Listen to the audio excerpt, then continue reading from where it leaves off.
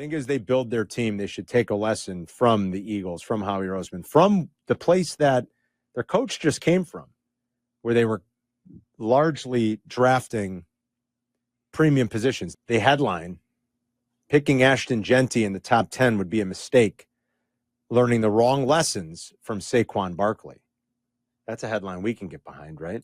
Oh, absolutely. This has got nothing to do with Ashton Jeanty. Nothing. I don't know how many times we can say that. People don't want to understand it. I'm sure Ashton Jeanty will be a fine player, especially if he ends up in the right situation for him and behind a good offensive line. Saquon Barkley is a fantastic player. He always has been.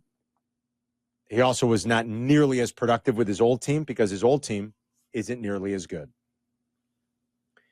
Yes. This is, Jurko and I have been talking about what I'm about to read here for a decade. And this is Austin Mock. The draft is 2 weeks away, and unless it's the first draft story, unless this is the first draft story you're reading, you know about Boise State star Ashton Jeanty. He's the number one unquestioned running back prospect available. The Heisman Trophy runner-up ranks as the third overall prospect on our latest consensus big board and occupies the same spot on our draft guru Dane Brugler's top 100 players. Frankly, you'll struggle to find a big board that ranks Jeanty outside the top 10, but that doesn't mean an NFL team with a top 10 pick should select him. In fact, it would be a mistake. The perceived value of the running back position appears to be on the rise, largely buoyed, I suspect, by Saquon Barkley's sensational 24 season. While Barkley is undeniably great, my projection model sees him as the best back in the NFL. He is not the reason the Eagles won the Super Bowl. He helped, of course, but Philadelphia already had constructed the best roster in the league before ever acquiring Saquon Barkley. He was the cherry on top. I call him, and I call running backs luxury items, right. Luxury picks. He's a luxury. He's the Louis Vuitton clutch when you have so much discretionary income that you can drop $2,500 on a clutch purse. Sure. A lot of people can't do that. Mm-hmm. The rich person can. Right. The Eagles are the rich team because they do have the best roster in football. With or without Saquon Barkley, it's the best roster in football. Yes. Before signing Barkley in free agency, the Eagles had done what most smart organizations do. They targeted premium positions: quarterback, wide receiver, O-line, D-line, corner. They did this with their premium draft picks. In fact, since 2015, every first-round Eagle pick was spent on a player who plays a premium position. Their past 5 first-round picks were Quinyon Mitchell, Jalen Carter, Nolan Smith, Jordan Davis, and Devontae Smith, all of whom played pivotal roles on the way to the Super Bowl run this past season. It's also worth noting that in 23, the Eagles had a chance to draft Jahmyr Gibbs in the top 10 before the Lions ended up selecting the star running back at 12. Philly instead opted to trade up with the Bears to number 9 for Carter, who has blossomed into an interior game wrecker on defense. The lesson to be learned here is that constructing a foundation with first-round talents who play premium positions remains the ideal way to build. Unfortunately, because Barkley played so well last season and helped the Eagles over the top, I fear teams are going to fall into the trap by trying to take a shortcut to an elite running game and invest too much capital into a running back as they hope to, quote-unquote, replicate the Eagles' success. The second factor to consider when thinking about taking Jeanty in the top 10 is the financial aspect. Let's go back to Barkley, whose cap hit last year was $3.8 million, the equivalent to what the 14th or 15th pick in this year's NFL draft will be paid. Are we comfortable saying that a team picking inside the top 10, so a team that didn't enjoy much success last season and likely has needs at premium positions, will be able to replicate the Eagles' recipe for success when they're paying Jeanty anywhere from $1 to $3 million more against the cap than Barkley made last year? That seems silly. The other financial aspect to consider is how much teams would be limiting their cap savings down the line by drafting a running back in the top 10. Let's assume for a moment Jeanty plays well enough to warrant a second contract. As the number 10 pick, he'd make about $6.6 million per year over the 4 years of his deal before the fifth-year option. Right now, the top 10 running backs in the NFL make an average of $12.5 million, which means if Jeanty is a top 10 pick, a team would only be saving about $6 million per year on his rookie deal. Compare that to a wide receiver where the top 10 players are paid an average of $31.5 million per year. Think about the disparity. Think about that for a second. This is real in the eyes of what's happening inside organizations across the NFL. The numbers tell you everything you need to know. This article goes on to deep dive yards before contact, which we did on this show plenty through last year. Yeah. No running back in the history of the National Football League with a minimum of 100 carries ever averaged more yards per contact per rush than Saquon Barkley did that this last year. Certainly, Saquon, you can attribute certain things to his unbelievable skill set, his ability, his vision, his ability to hit the hole, his shiftiness. I totally agree with that.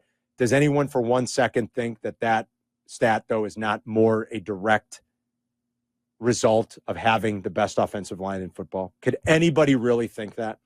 Well, you already said it. When you consider that the other guys that were in the top 5 were Philadelphia Eagles also. And San Francisco 49ers historically. Yes. If you look at the top 10 ever, they're all Eagles and 49ers from the last 7 years. Right. It's not like suddenly they did something that was unique to Philadelphia. No. Right. This was like Miles Sanders was doing this 2 years ago. And then you compare to his numbers in New York and yards, how many yards he ran before contact was made. Yeah. It paled in comparison. Because it was in New York. And it had nothing to do with his running skill.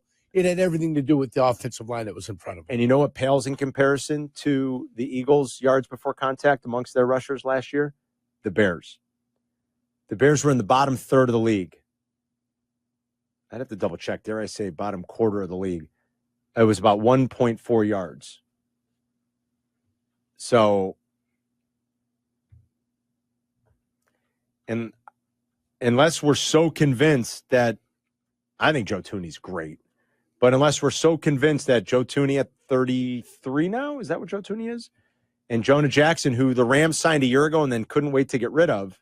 Well, only because of injury, too. Hey, listen, the coach. Are we so convinced that the Bears' offensive line is going to look like the Lions or the Eagles next year? The coach is willing to trust what he knows and the experience that he had with him before injury, that you'd almost have to take Ben Johnson's word for knowing exactly what this guy is. I think that's what we're doing, right? You have to. And Ryan Poles probably had to take his word for it, too.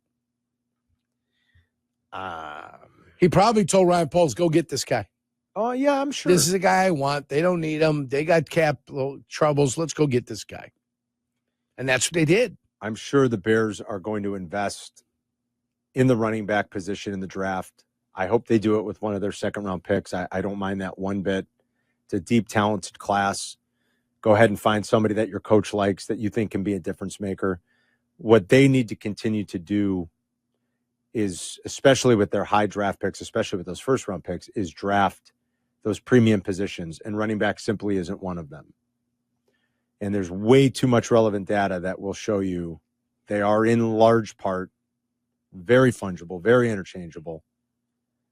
And teams do well with a whole host of guys they find to play the running back position, whether those are second, third, fourth round picks or seventh round picks or undrafted players. They do well. This is all also across the league. A deep running back pool. It is very deep, maybe the deepest ever. They're saying. If there was a dearth of running backs and you absolutely had to, which you should never have to, but if you had to,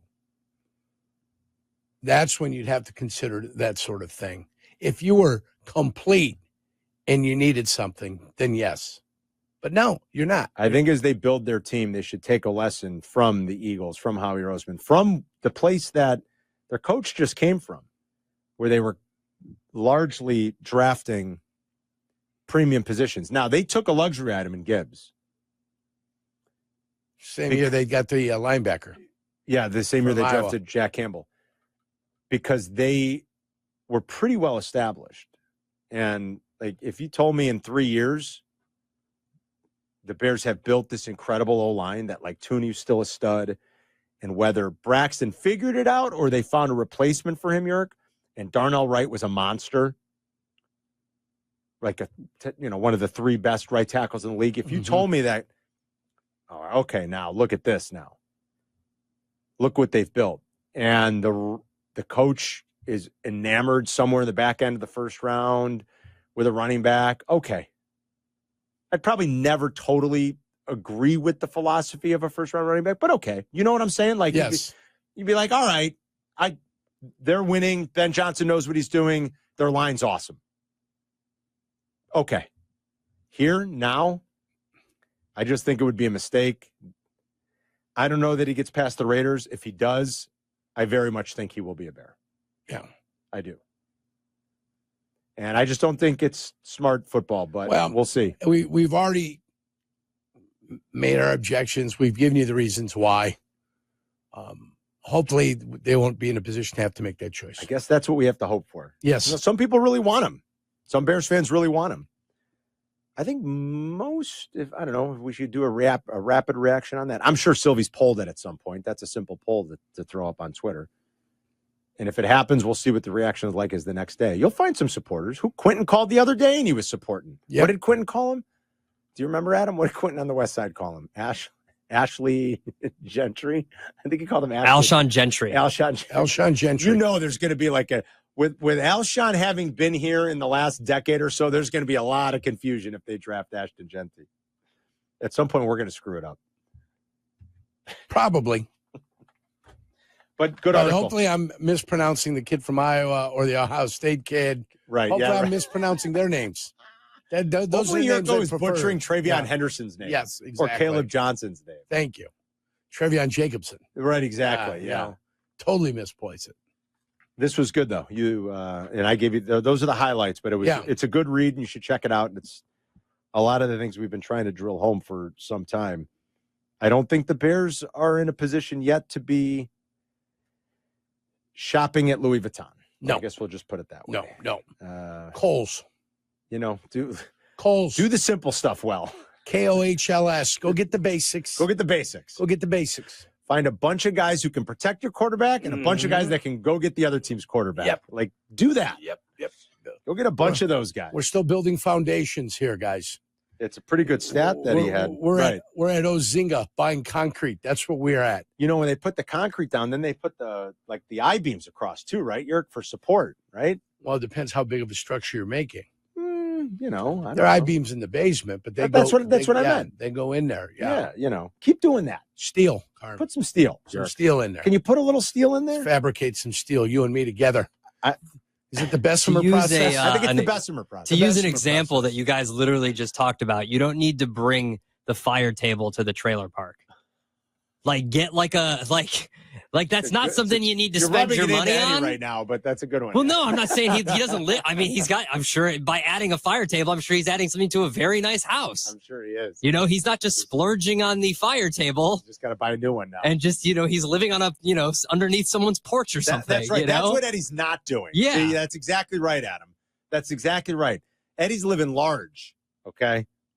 And he's like, this fire table's really going to bring the outdoors together. Yeah. And then they broke it, unfortunately, but I'll give you that stat again that Mock writes in the article. Since 2015, every first-round pick the Eagles made was on a player at a premium position, Europe. Yep. Every one. Those being quarterback, wide receiver, O-line, D-line, and corner.